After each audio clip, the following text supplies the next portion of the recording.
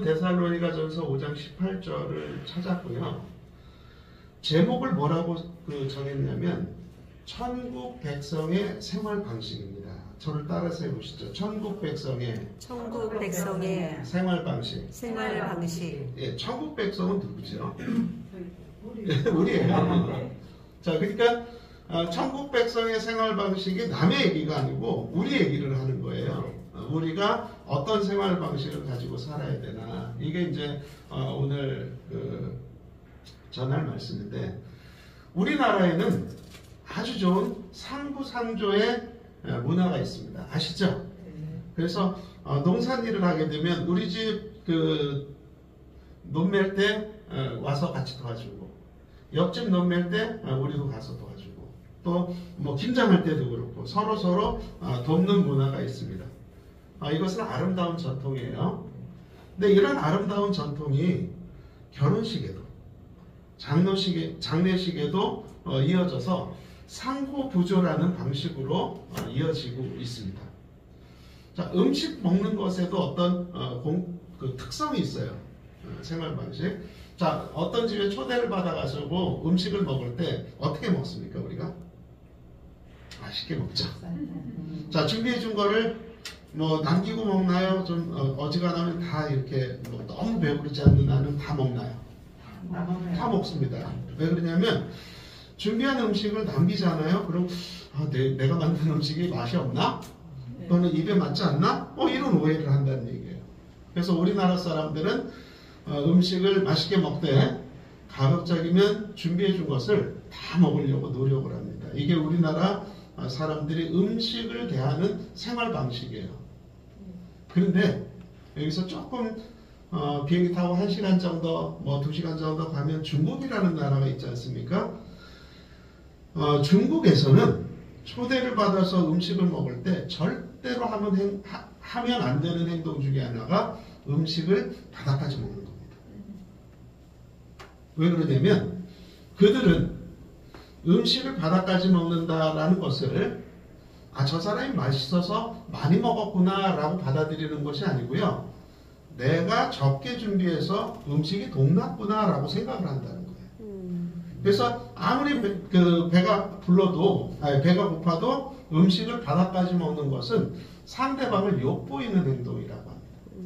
바로 중국인들의 생활 방식인 거예요. 음식에 대한.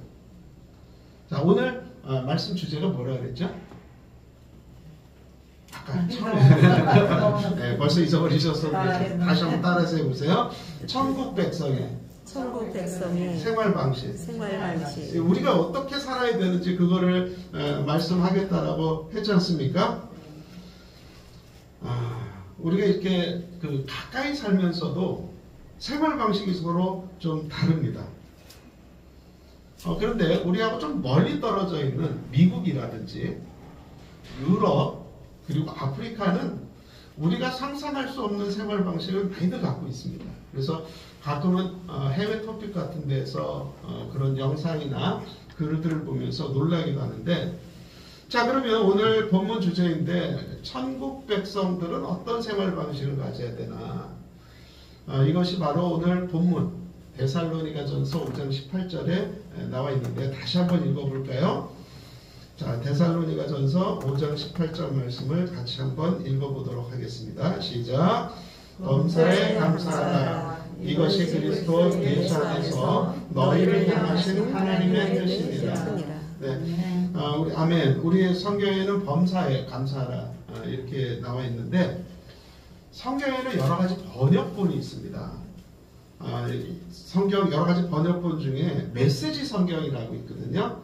이 메시지 성경에서는 오늘 우리가 본문으로 읽은 데살로니가전서 5장 18절을 어떻게 써놨냐면 이렇게 번역을 해놨습니다. 무슨 일에든지 감사하십시오. 이것이야말로 하나님께서 그리스도 예수 안에 있는 여러분에게 바라는 생활 방식입니다.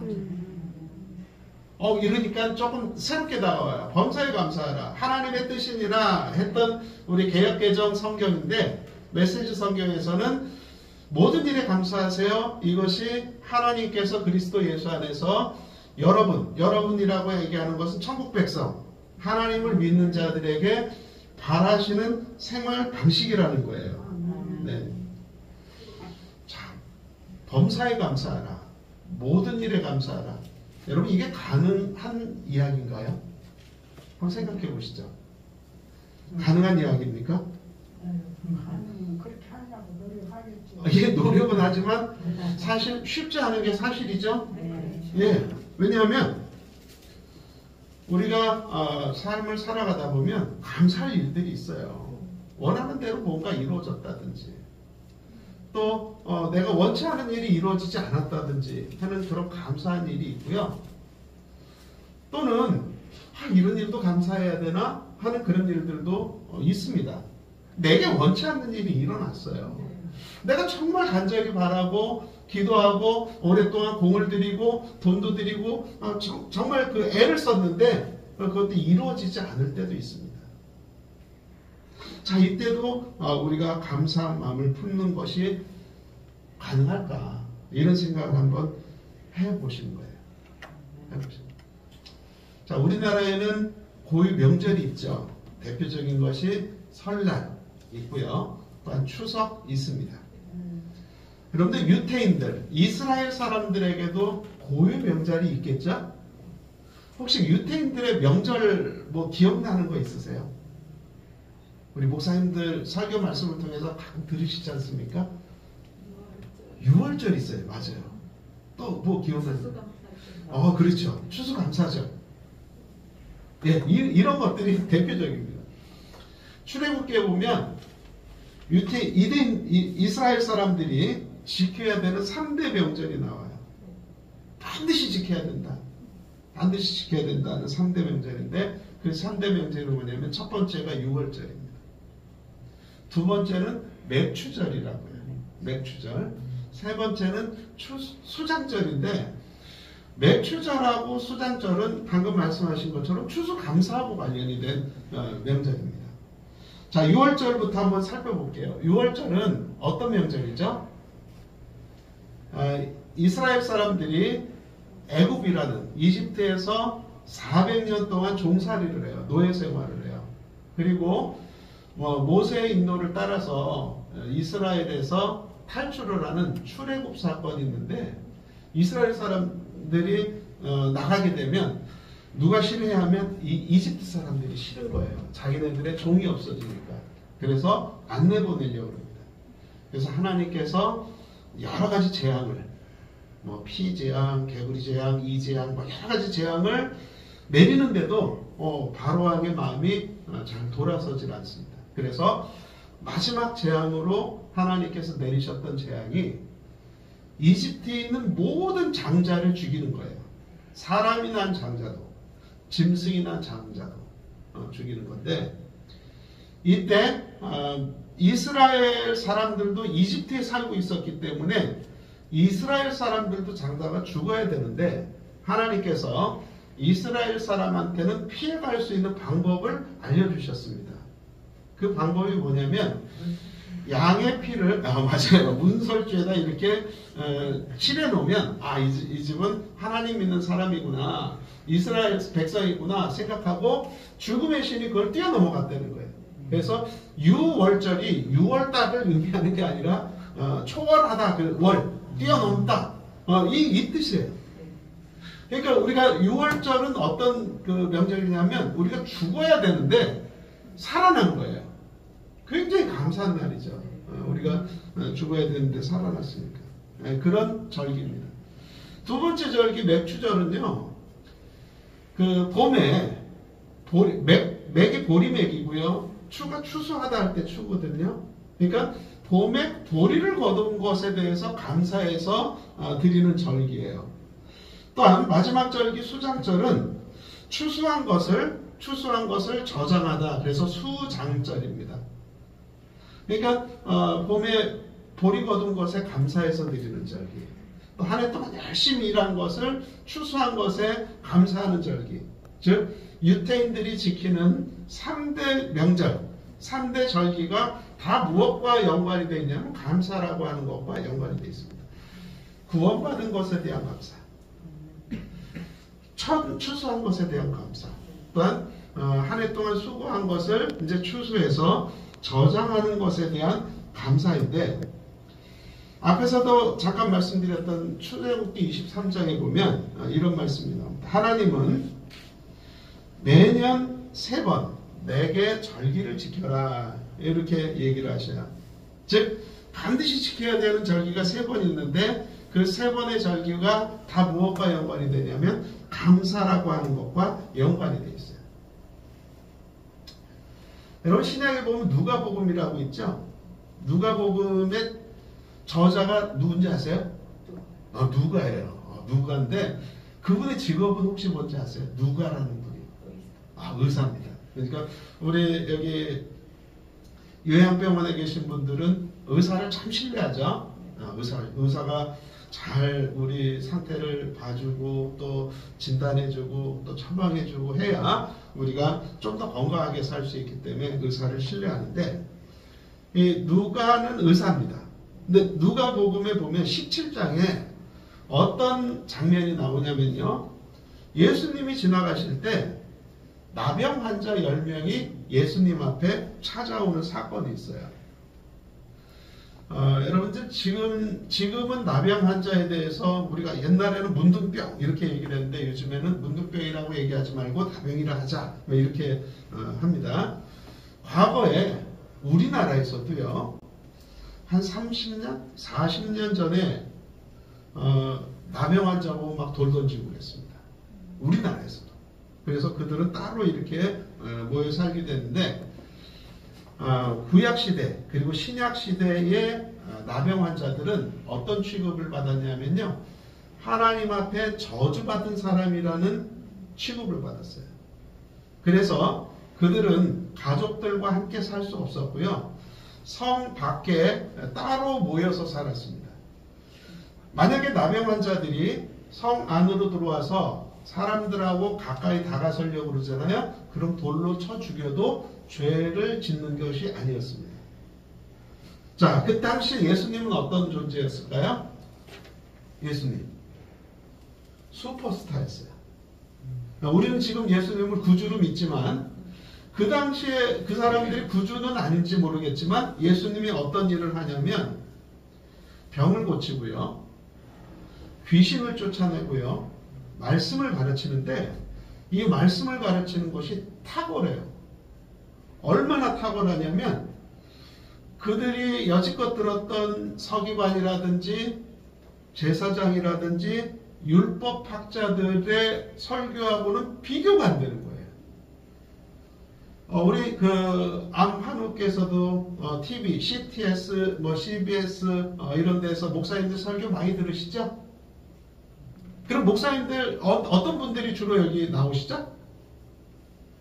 큰교회 목사님, 설교 잘하는 목사님들이 여기 나와요. 우리나라에 있는 모든 목사님들이 여기 나오는 게 아니고, 그래서 어떤 목사님은 시청률이 높고요, 어떤 목사님은 시청률이 좀 낮기도 하고 그렇습니다.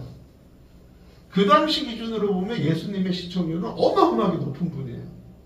게다가 병도 고쳐주고 귀신도 쫓아내고, 그러니까 모든 사람이 예수님을 좋아할 수밖에 없었습니다. 슈퍼스타예요. 가는 데마다 막 환호성이 울리고 사람들이 한 번이라도 예수님하고 접촉해 보려고 애를 씁니다. 지금도요, BTS라든지 한류 스타들 어디 공항에서 출국할 때 팬들이 어떻게 그 일정 알았는지 나가서 환호하고 사진 찍으려고 하고 몇십만 원씩 주고 콘서트에 가려고 노력을 하는데, 그 당시라고 뭐 다르지 않았습니다. 예수님이 나타나면 어떻게든 예수님한테 그 말씀을 듣고 병을 고치려고 하는데, 자, 지금 앞에서 얘기했던 10명의 나병 환자는 자신들의 병으로 인해서요, 사랑하는 사람들하고 떨어지고 죄인이라고 멸시를 받는 사람들인데 얼마나 예수님을 만나고 싶겠어요. 근데 그들이 예수님 만나기 위해서 치러야 되는 과정이 하나 뭐냐면 목숨을 내놔야 된다. 혹시 여기 예배 드리러 오면서 목숨 걸고 오신 분 있나요? 우리는 교회 나가면 죽일 거야 뭐 이러는데도 내가 죽을까 하고 교회 나옵니다. 이런 분은 없습니다. 근데 누가복음 17장에 있는 나병 환자들은요 목숨 걸고 나온 거예요.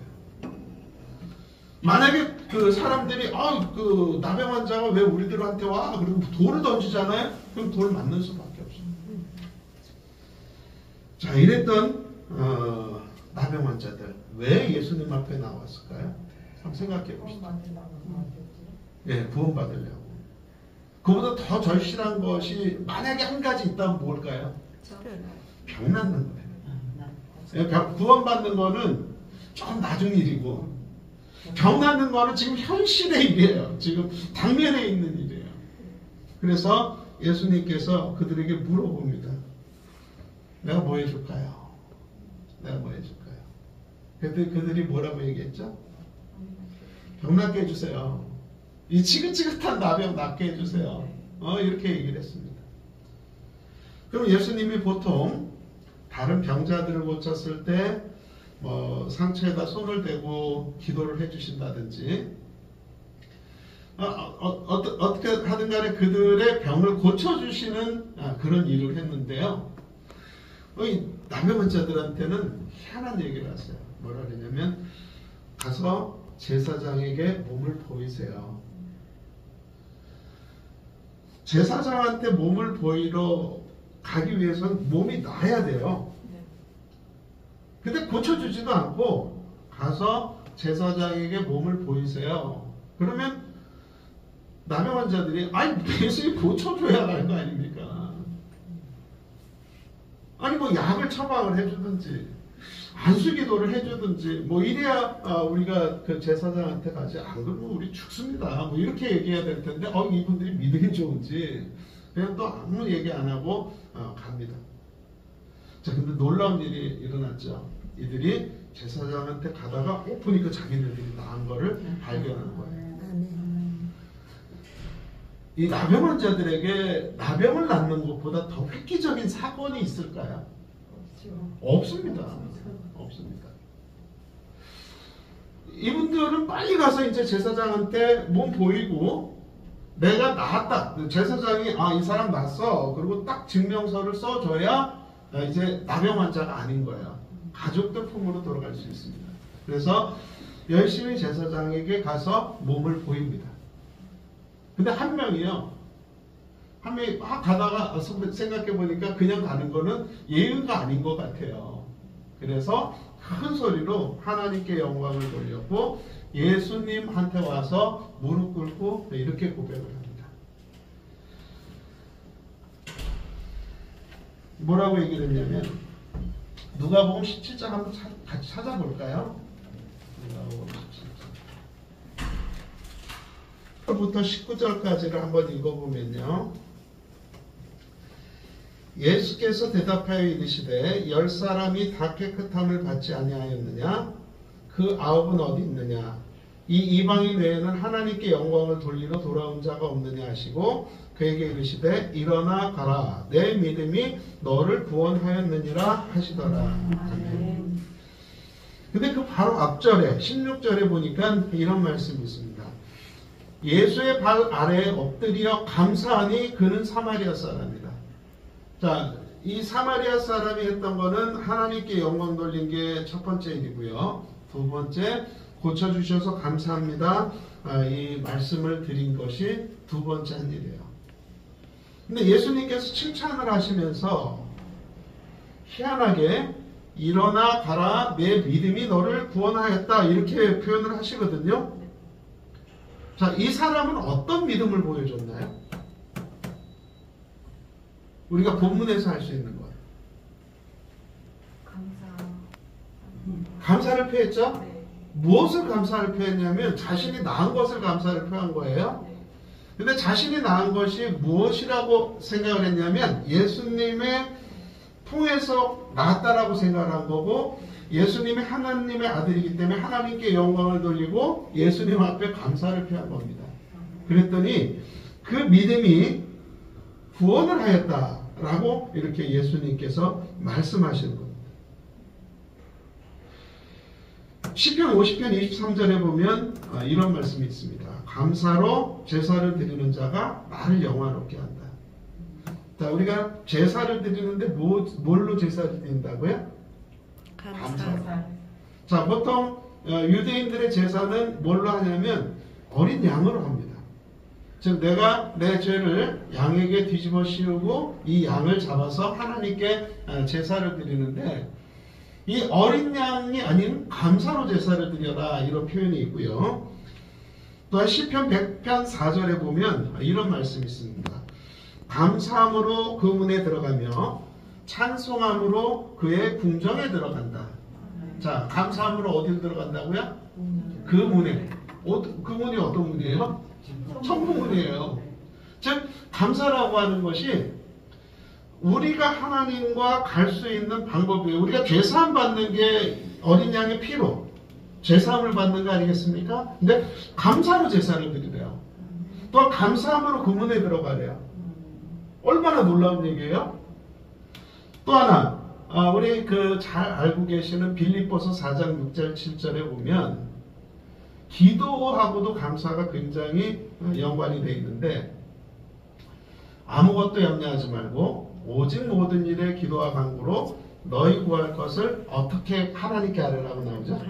감사함으로 하나님께 아뢰라. 그리하면 모든 지각에 뛰어나신 하나님의 평강이 그리스도 예수 안에서 너희 마음과 생각을 지키실 것이다, 이런 표현이 있습니다. 즉 우리가 기도하는 것도 감사함으로 하라, 이렇게 말씀을 하십니다. 자, 이 감사라는 주제를 가지고 제가 말씀을 전하는데, 감사에는 3단계가 있대요. 1단계 감사는 뭐냐면 만약에 감사해요. 만약에 내가 뭘 이루게 되면 감사할게요. 그러니까 현재는 안 된 거예요. 나중에 뭐가 잘 되면 감사할게요, 뭐 이런 뜻이에요. 할 수 있으세요? 만약에 어떻게 되면 감사할게요. 이거 쉬우실까요? 어려우실까요? 그거는 쉽겠죠. 그건 쉽겠죠? 맞아요. 두 번째 단계 감사. 자, 이제 뭐가 이루어진 거예요. 그래서 때문에 감사라 그래요. 나한테 좋은 차가 생겨서 감사해요. 나에게 좋은 집이 생겨서 감사해요. 병 낫기를 기도했는데 병이 나아서 감사해요. 이런 것들이 이제 2단계 감사입니다. 요건 어떠시겠어요? 쉬우실 것 같습니까? 어려우실 것 같습니까? 이것도 쉬울 것 같아요. 뭐 이루어졌으니까.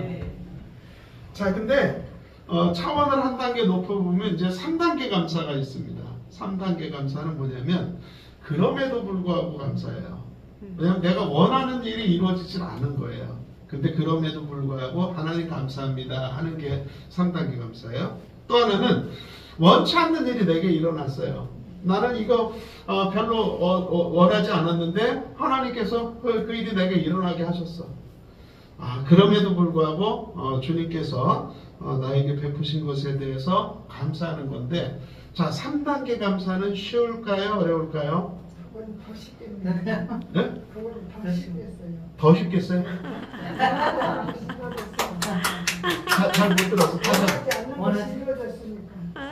그러니까 원하지 않는 일이 내가 안 일어났으면 좋겠다라고 생각하는 게 일어난 거예요. 예를 들면 사고를 당했다든지. 그것도 감사해요. 자, 이거 3단계 감사는 쉬워요? 어려워요? 어려워요. 어렵습니다. 근데 가능할까요? 안 가능할까요? 가능해요. 가능은 합니다. 자, 중요한 거는 불가능하진 않지만 어려운 일이에요. 어떻게 하면 이 3단계 감사가 가능하냐? 이거 훈련을 통해서 가능해집니다. 작은 것에서 감사하다 보면 큰 것도 감사해지고요. 당연히 이루어질 것 같은 것에도 감사를 하면 내게 닥치지 않았으면 하는 일이 발생했음에도 불구하고 감사할 수 있는데, 자, 이 3단계 감사는 제가 훈련에 의해서 가능하다고 그랬지 않습니까? 그럼 어떤 훈련을 하면 될까요? 자, 우리 여기 요양병원이니까 뭔가 치료를 받으면 몸이 나아지기 위해서 뭐 걷기 연습도 하고 여러 가지 이제 연습 같은 거 하시죠? 훈련 같은 거 하시죠? 그런 거 똑같습니다. 어떤 거 훈련을 하면 되냐면 감사 훈련 하십니다. 감사한 생각, 감사를 언어로 표현하는 거, 감사를 글로 쓰는 거, 또 그 카톡이나 문자 메시지 보낼 때 감사하다고 표현하는 거, 이런 것들을 꾸준히 하다 보면 나도 모르게 감사의 근육이 키워져요. 여러분들 우리 그 몸의 근육도 처음 뭐 운동하기 시작했다고 해서 하루아침에 생기는 거 아니지 않습니까? 근데 한 번 하고 두 번 하고 여러 번 하다 보면 나도 모르게 근육이 생깁니다. 그래서 감사의 근육이 감사훈련을 통해서 생겨나게 된다 이렇게 이야기할 수 있는데, 자, 한 가지만 조금 시간을 되돌려서 2단계 감사 한번 살펴볼게요. 뭐가 내가 원하는 일이 이루어지면 감사할 수 있나요? 네. 이건 쉽다 그랬죠? 근데 생각보다 이게 쉬워 보이지만 쉽지가 않을 수 있습니다. 무슨 얘기냐면 2단계 감사가 잘 안 되는 두 가지 이유가 있어요. 2단계 감사가 감사로 잘 이루어지지 않는 두 가지 이유가 있어요. 첫 번째는 뭐냐면 당연하다고 생각하는 거예요. 이건 뭐 하나님께서 내게 은혜 베푸신 일이 아니고 당연하게 이루어진 거야. 때가 돼서 이루어진 거야. 내가 노력해서 이루어진 거야. 라고 생각을 하면 감사가 안 돼요. 두 번째 그 적은 뭐냐면요. 비교하면 감사하기 어려워집니다. 자, 감사의 반대말을 사람들이 불평 뭐 이렇게 얘기를 하는데, 감사의 반대말을 어떤 사람들은 당연한 것 이렇게 얘기를 합니다.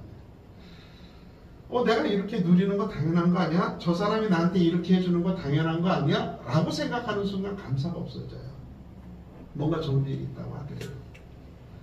또한 비교가 감사를 어렵게 만든다 그랬잖아요. 예를 한번 들어볼게요. 30평 집을 샀어요. 아파트를 다 입주했는데 얼마나 감사할까요? 어떤 분이 그렇게 표현하대요. 처음 집 사가지고 간 날 중학생이었는데 밤에 잠이 안 오더래요. 그래서 이분이 뭐라고 얘기를 하냐면, 생전 처음으로 집 사갖고 집에 들어갔는데 쿨쿨 잠자는 건 그게 사람이냐 곰이지 뭐 이렇게 표현을 하더라고요. 중학생이 얼마나 좋았으면 잠을 못 잤겠습니까? 자, 그런데 동창회를 갔거든요. 그랬더니 학교 다닐 때 나보다 공부도 못하고 뭐 나보다 조금 못했다라고 생각한 친구가 40평 아파트에 사는 거예요. 그 순간 30평 아파트가 감사하지 않는 경우가 있습니다. 여러분, 비교가 감사의 적인데, 비교는요, 나하고 비교를 했을 때 더 나은 사람과 비교를 하잖아요. 그럼 비굴해집니다. 나보다 못한 사람하고 비교를 하잖아요. 교만해집니다.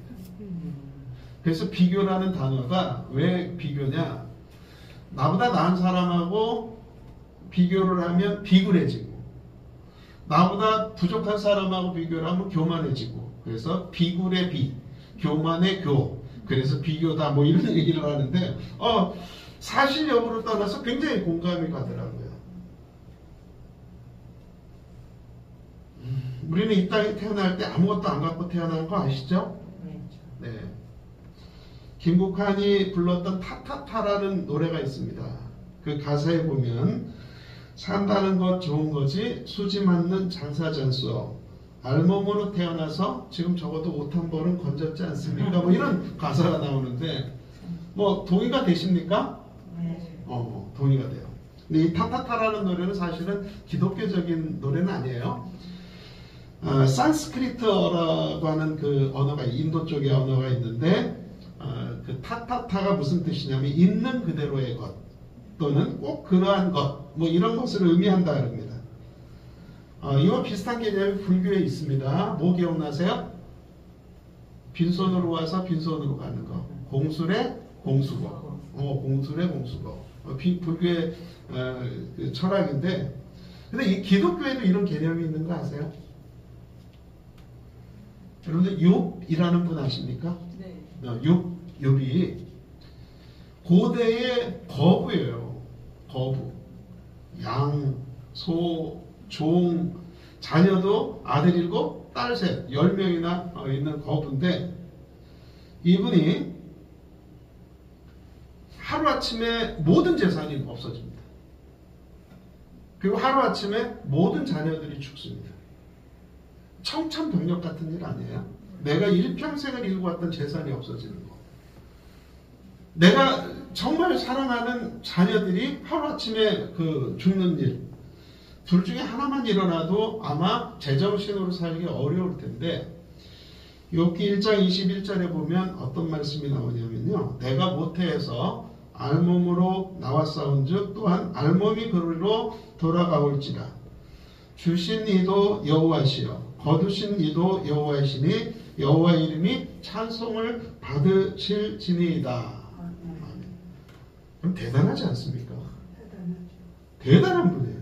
모든 것의 근원, 모든 것의 주인이 하나님이라고 하는 고백이거든요. 그래서 이런 거를 제로 베이스 감사, 제로 감사다 뭐 이렇게 표현을 하는데, 자, 우리 말씀 읽었던 것에 범사에 감사하세요. 다른 말을 풀으면 모든 일에 감사하세요 이런 일인데, 모든 것의 주인이 하나님이고 모든 것의 근원이 하나님이다라고 하는 믿음이 있지 않고서는 모든 일에 감사가 어렵습니다. 근데 우리가 주로 감사를 할 때는요, 있는 것에 초점을 맞춰요. 불평을 할 때 어떤 거에 초점 맞추는지 아세요? 내가 갖고 있지 않은 것에 초점을 맞춰요. 그러니까 감사하는 비결이 뭐냐면, 지금 나한테 아무것도 없네? 근데 가만히 생각해보면 아무것도 없지 않아요. 아무것도 없지 않아요. 뭐가 없는 것 같은데 나에게 있는 것이 무엇인지 그 초점을 맞춰갖고 하나씩 헤아려 보잖아요. 그러면 거기에서부터 감사가 되기 시작합니다. 자, 오늘 주제가 천국 백성의 생활 방식이라 했는데, 자, 그의 뜻대로 살기 위해서는 감사할 줄 아는 사람이 되어야 된다. 뭐 이건 계속 말씀을 드렸는데, 우리가 메시지 성경에서 번역한 여러분은 다르게 얘기하면 그리스도인이고요, 또 다르게 얘기하면 천국 백성입니다. 즉 천국 백성이 가져야 되는 생활 방식으로 우리 성경에서 제시하는 것은 감사입니다. 유대인의 3대 명절, 유월절은 구원에 감사하는 것, 맥주절은 처음 거둔 것에 대한 감사고, 수장절은 풍성하게 거두고 우리가 저장하는 것에 대한 감사입니다. 즉 우리의 의식주를 해결해 주신 주님, 지금 이 순간에도 우리가 숨쉬고 살아가는 것에 대해서 감사하는 것, 이것이 우리가 가져야 되는 생활 방식이라고 생각을 하고요. 아까 우리가 불렀던 찬양 540장 주의 음성을 내가 들으니 라고 하는 찬양은 파니 제인 크로스비라는 분이 작사한 찬양이거든요. 이분은 맹인이에요. 앞을 못 봐요. 뭐 6주 만에 그렇게 됐다 그러니까 평생을 뭔가를 보고 사는 분이 아니에요. 그런데 8,000편이 넘는 찬송시를 작사하신 분입니다. 저는 파니 제인 크로스비를 개인적으로 만나본 적이 없고 잘 모르지만 이분은 감사할 줄 아는 분이라고 생각을 합니다. 그렇기 때문에 자신에게 닥쳐있는 그런 앞을 보지 못하는 시련 가운데에서도 하나님을 찬송하는, 그렇게 그분을 높이는 찬송시를 썼다라고 생각을 하는데, 자, 우리 오늘 함께 예배드리는 분들이 살아가는 것이 행복할 때도 있지만 쉽지 않을 때 분명히 있을 것 같습니다. 그러나 우리에게 주신 하나님의 은혜로 말미암아 우리는 어떤 상황 속에서도 감사할 수 있고 모든 일에도 감사할 수 있는데, 그 비결은 감사를 훈련하는 것이다, 이렇게 생각을 하시고 우리에게 바라시는 생활 방식대로 살아가시기를 축복합니다. 기도하겠습니다.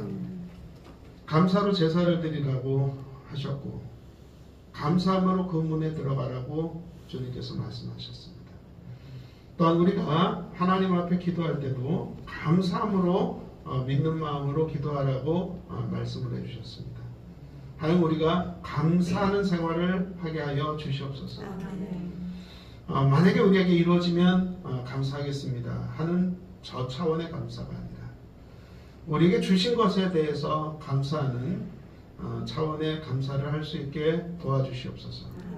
만약에 우리가 원치 않는 일이 우리 삶에 일어났다고 하더라도 그 속에 하나님의 귀하신 뜻이 있을 것을 믿고 감사하는 그러한 삶의 자세를 가질 수 있게 하여 주시옵소서. 우리가 감사하게 생활하는 것을 보고 믿지 아니하는 자들이 나도 저들처럼 감사하면서 살고 싶다, 행복하게 살고 싶다 하는 마음을 품게 하여 주시옵소서. 예수님의 이름으로 기도드렸습니다. 아멘.